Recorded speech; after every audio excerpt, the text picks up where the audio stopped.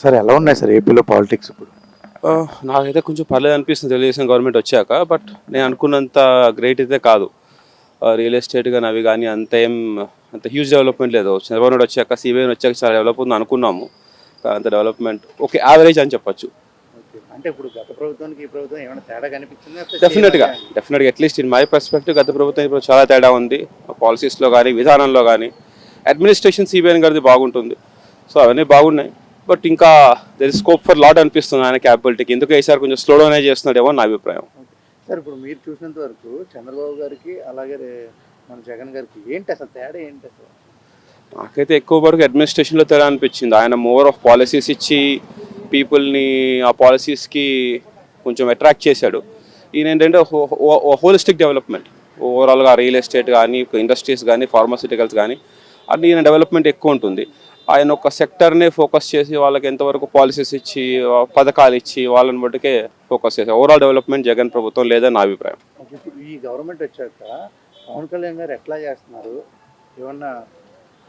పవన్ కళ్యాణ్ గారు బాగానే చేస్తున్నారండి ఆయన ఊహించిన దానికన్నా. ఎందుకంటే ఆయన first time into politics, first time into as cabinet ministers, deputy CM. ఆయన బాగానే చేస్తున్నారు. ఎందుకంటే రిమోట్ విలేజెస్కి వెళ్ళడం కానీ, కొన్ని ఆయన ప్రామిస్ చేసినవి చేయడం కానీ, I think is doing great. He'll learn so slowly. Probably that's what I think. ఇప్పుడు జగన్ గారు ఎలక్షన్ టైం వచ్చినప్పుడు పాదయాత్ర చేస్తా అని చెప్పి అనౌన్స్మెంట్ చేశారు. ఓకే, ఒకవేళ పాదయాత్ర చేస్తే ఏమన్నా మారే అవకాశాలు ఉన్నాయా? ఏమో, I feel AP politics are interesting. It might change. Tamil Nadu politics లాగా అవుతుందేమో, ఒకసారి వీళ్ళకి ఒకసారి వాళ్ళకి ఇస్తారేమో. That we have to wait and see. అంటే పాదయాత్ర చేసిన వాళ్ళు అందరూ గెలుస్తున్నారని పాదయాత్ర అనౌన్స్మెంట్ చేస్తున్నారా? అంతే అనుకోవచ్చు. అదొక దాని ఏంటి, అదొక ట్రెండ్ అయిపోయింది. పాదయాత్ర ప్లస్ పవర్ ఎందుకు ట్రెండ్ లాగా అయిపోయింది. పాదయాత్ర చేయడం వల్ల వాళ్ళు క్లోజ్గా వెళ్ళడం కానీ, యాక్చువల్ పీపుల్కి వాళ్ళ సపోర్ట్ తీసుకోవడము, ఆబ్వియస్గా ఫీలింగ్ ఉంటుంది కాబట్టి ఇమీడియట్గా ఎలక్షన్స్లో గెలుస్తున్నారు. అదొక ట్రెండ్ అనుకోండి గెలవడానికి. ఓకే సార్, ఇప్పుడు ఏదైతే రియల్ ఎస్టేట్ అన్నారో అది పడిపోవడానికి కారణం ఏమంటారు?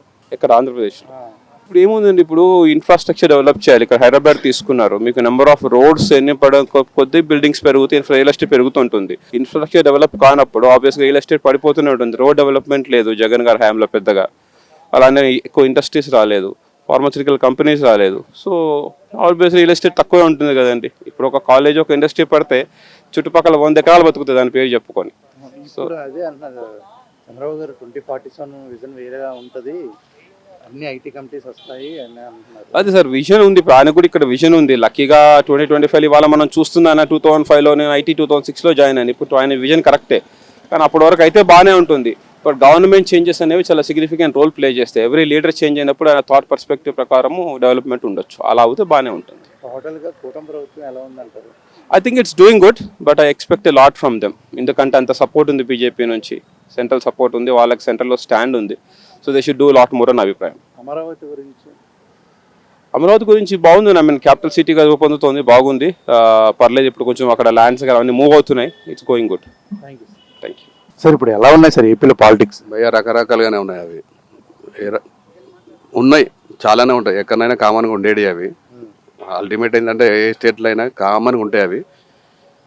ఇప్పుడు ఏపీలో కూడా కొత్తగా ఏం లేదు. అది యాక్షన్ రియాక్షన్ ఉంటాయి. ఇప్పుడు అంటే ఇప్పుడు గత ప్రభుత్వానికి తేడా కనిపించింది? తేడా ఉంటుందిలే అండి, అది ఎంతో కొంత ఉంటుంది, వేరియేషన్ ఉంటుంది. అది ఇప్పుడు రోడ్లు కానీ ఏమన్నా మనకు ఐడియా లేదండి. అది మన బిలాక్స్ టు తెలంగాణ. తెలంగాణలో అంటే రేవంత్ రెడ్డి గారు ఏమన్నారంటే గవర్నమెంట్ ఉద్యోగాలు ఎవరైతే ఉన్నారో వాళ్ళ తల్లిదండ్రులను చూసుకోకపోతే 15% ఓ రకంగా బెటరే కదా, ఎందుకంటే గ్రాండ్ పేరెంట్స్ కదా, ఓ రకంగా బెటర్. అది ఇప్పుడు రేవంత్ రెడ్డి గారు ఎట్లా చేస్తున్నారు?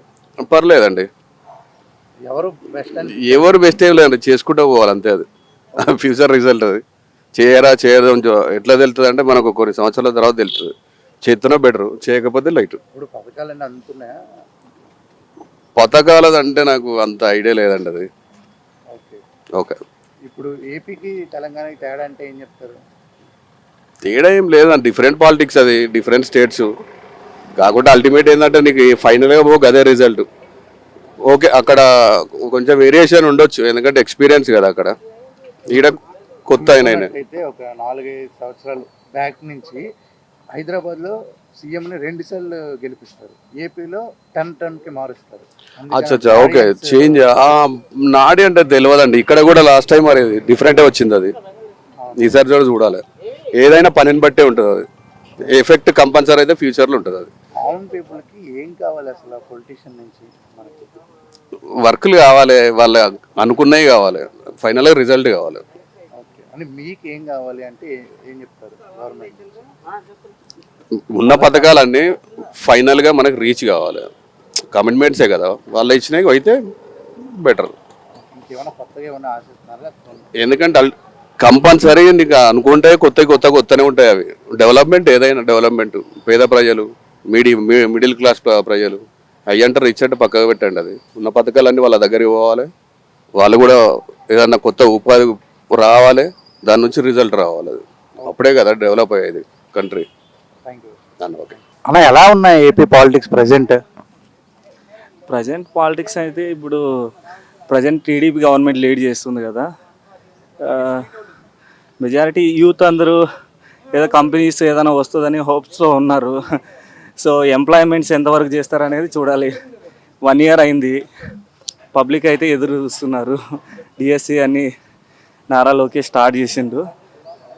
కొంచెం రాజధాని సైడ్ ఏదో ఇస్తున్నట్టు అన్నీ చేస్తున్నారు. గవర్నమెంట్ అన్నీ ఇంప్లిమెంట్ చేస్తే ఇచ్చిన హామీలన్నీ బాగానే ఉంటుంది. అట్ ద సేమ్ టైం ఏంటంటే మన స్టేట్లో ఎంతమంది గ్రాడ్యుయేట్స్ బయటకు వస్తున్నారు, వాళ్ళకి సరిపడే ఎంప్లాయ్మెంట్ వాళ్ళ కాన్స్టిట్యున్సీలో క్రియేట్ అవుతుందా లేదా అని లోకల్ ఎమ్మెల్యేస్ కానీ అక్కడ ఉన్న ఇన్ఛార్జీలు కానీ ఎవరైనా చూసుకుంటే బాగుంటుంది. అక్కడ జరిగింది వాస్తవం.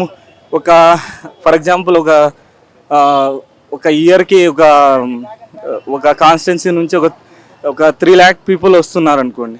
అక్కడ ఒక 30,000 ఎంప్లాయ్మెంట్ వస్తే క్రియేట్ చేస్తే దెర్ ఈజ్ నో యూస్ కదా. అన్ని గవర్నమెంట్తోనే సాధ్యం కాదు. అండ్ ప్రైవేట్ కంపెనీస్ తేవాలి, ఇండస్ట్రీస్ అన్నీ ఏదైనా వస్తే ఎంప్లాయ్మెంట్కు కొంచెం జస్టిఫికేషన్ అవుతుంది.